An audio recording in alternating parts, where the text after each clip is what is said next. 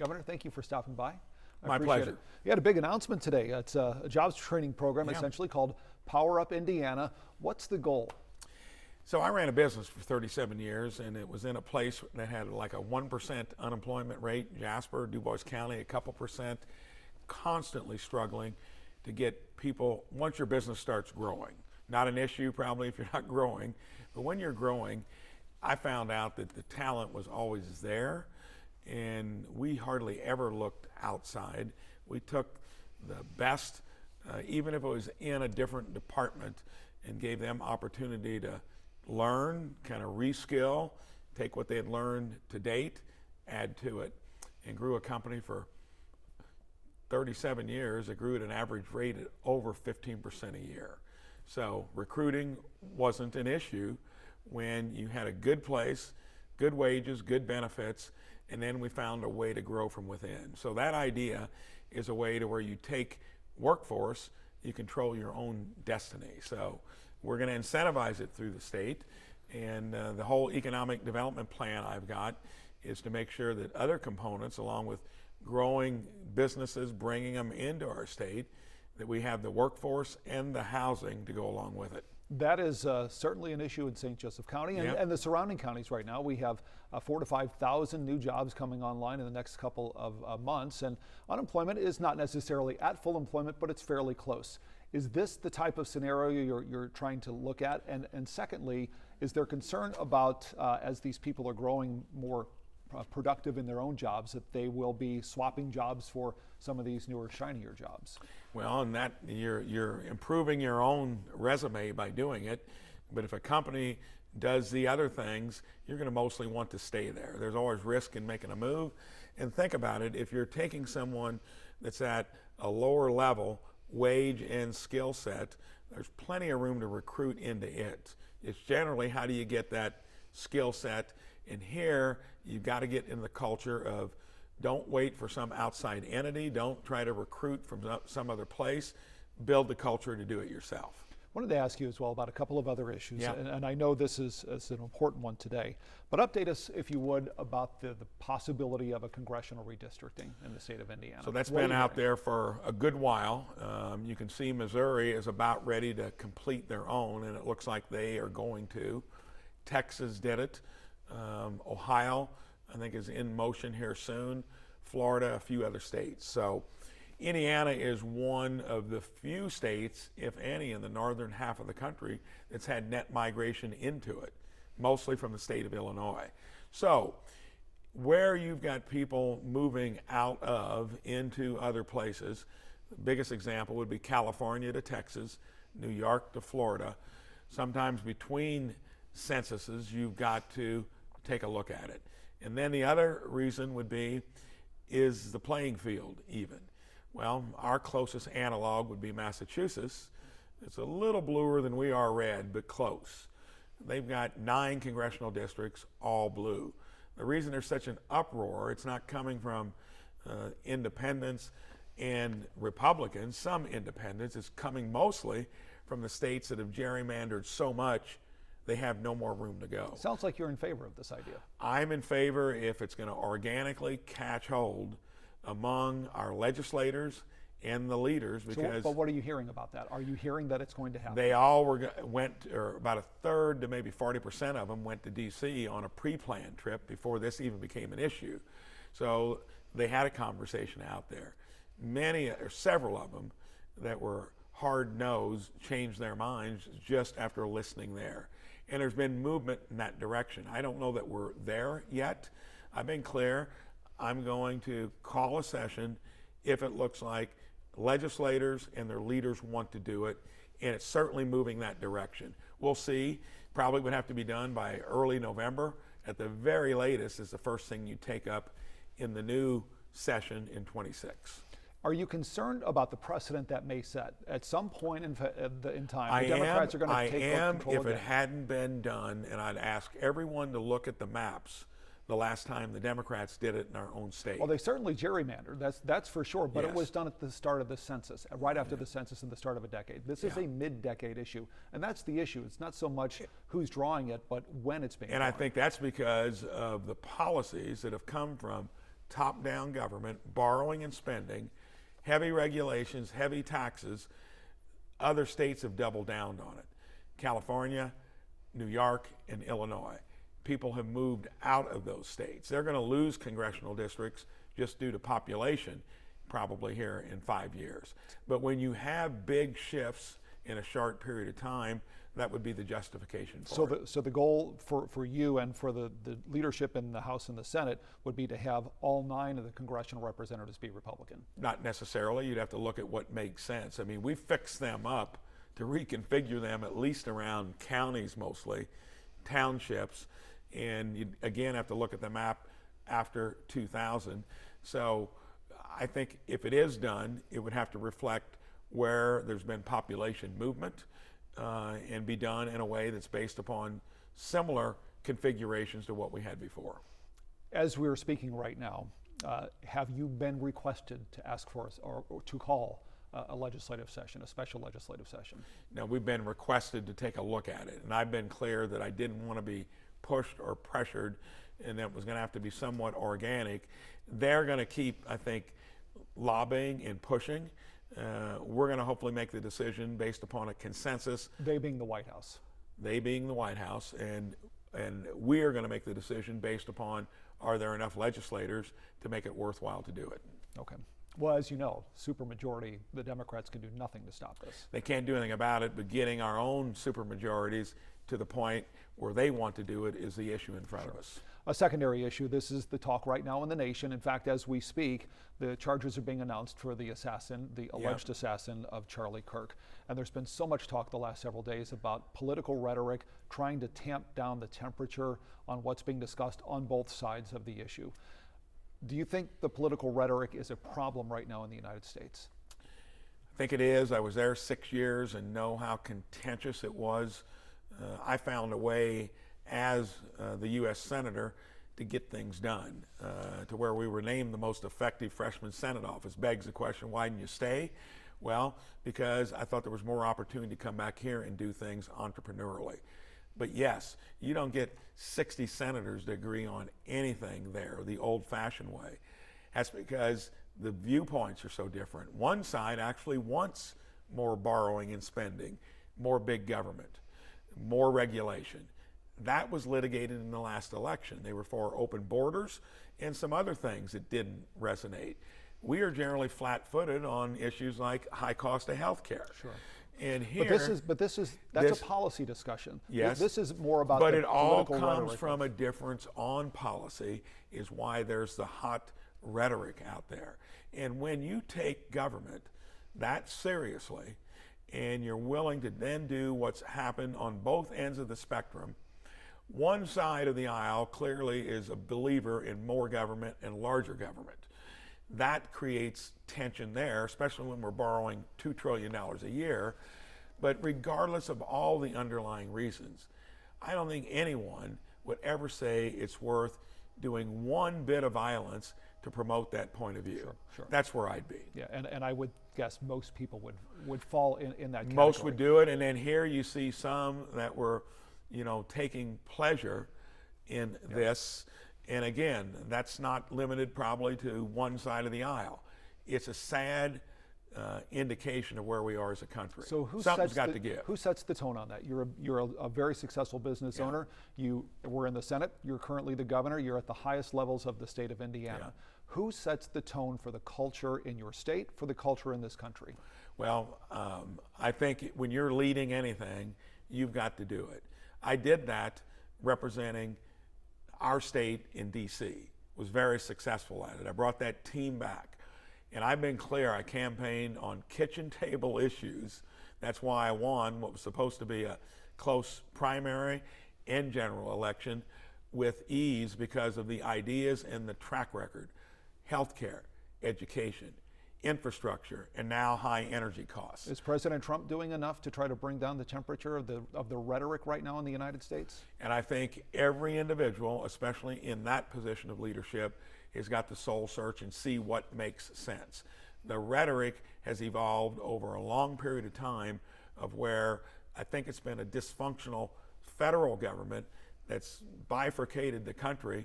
States local governments have issues that are probably a lot less ideological. The train's got to show up on time. You got to deal with real world problems, and you don't have the printing press in the basement. So those sound like those are functional ways that government should work. And I think the federal system has gotten way too lopsided to the central part of our government. What have they knocked out of the park? And it's come from both sides of the aisle over the last 3 to 4 decades. We're kind of culminating now to where it's gotten contentious as well as poor performing. But I'll ask again, is President Trump, do you think, doing enough right now at a time of mass division when the country is as low as we've been in decades based upon this assassination, that the president is presenting the type of leadership needed to bring down the temperature and be a uniter and not a divider? I think you'd have to really be impassionate when your own life was attempted on twice, and probably would have been more unless security hadn't risen to where it is. So I think there, every individual's got to look at how you weigh in to reduce the current kind of issues we've got going on addressing this. Last question on this topic for you, and that is, in this market, we have had 2 instances where teachers have gone on and said things that I would guess most people would find troubling, at the very least, about the assassination of Charlie Kirk. One of those teachers in one district was fired. The other teacher in the other district, there was no action taken because the school corporation said, First Amendment, you have the ability for freedom of speech. This was said outside the classroom, and while we don't agree with necessarily what was said, we defend that person's right to say it. Where do you stand on this issue of people essentially being canceled, fired, or action being taken otherwise about some of the statements, and again, abhorrent statements in some cases, and never should have been made, but nonetheless, they were made? I think that's the extreme irony in this situation. Charlie Kirk obviously was a strong spokesman for conservative values, but he was always civil, and he had the discussion. So that's what he was for. And now you beg the question, like Governor Spencer Cox basically said that social media is a cancer. And I think many people would think, most people in this business don't even look at those sites because they're trolled, and it would be depressing to see what's on there about any individual that's out there in the public arena. And the irony that Charlie Kirk was the biggest spokesman for some type of civil discussion, lost his life on account of it. I think it begs the question again, what do you do with it? Something has to be different when it comes to how we discuss the issues. And to me, a lot of this festers and boils up to this horrific event that we have way too often, and is the medium the problem? It's not like face-to-face discussions where you used to have it. Sadly, though, our country's been beset with it way back. But should people be losing their jobs over this? We had the vice president yesterday saying, call people out, let their employers know. Your own lieutenant governor is setting up a task force. If you hear people talking about this in a way that you don't like, call our office and we'll investigate. To me, is that objectively, if you're doing that, you're being hypocritical, because then you're saying you're for free speech when it's coming from your point of view. So just to clarify, you're saying your lieutenant governor and the vice president are being hypocritical? No, I'm saying that is their point of view, and I can see why they're given this event, which punctuates the problem very graphically, where they're coming from. Whether that's right or wrong, I don't think it's probably the way we solve it in the long run. I know I want to be mindful of your time. Yeah. Just a couple of real quick questions on the state budget right now. Senate Enrolled Act number 1 was your keystone piece of legislation that you got through, and you successfully did so. There are already a couple of local cities who have made some budget cuts, and there are a couple of other cities who passed the wheel tax, for example, and that was essentially built into the formula here. Some of the critics are saying, we told you so, that these were the consequences. It was essentially a tax swap. You're putting it from your left pocket into your right. What do you say to those critics? I say you're using excuses. The wheel tax was always out there for you to have skin in the game for infrastructure in your own community. We helped you out in 2017 with community crossings. That's helped rural Indiana and small towns. When it comes to SB 1, Senate Enrolled Act 1, that was completely gutted, and it was the chorus of individual taxpayers across the state. School districts, I was on a school board for 10 years.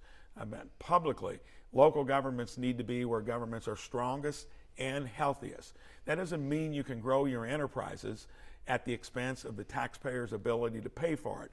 Very simple. If your economy is only growing 2 to 2.5%, which is above average compared to other states, don't try taxing at levels that are more than that. You had to cover Biden's inflation in 3 years of growth quotients, and that was probably close to 30%.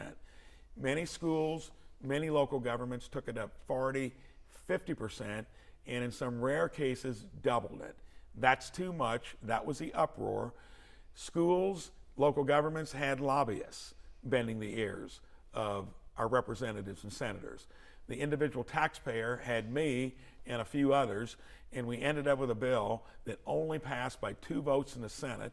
Sure, certain local governments and school districts don't like the fact that they're going to have to run their operations more efficiently, and taxpayers on one end of the spectrum think that we didn't do enough. Probably ended up about right. A number of people who go through the process and the ones who are dealing with the auditors, the treasurers, et cetera, will tell you the issue is the assessments.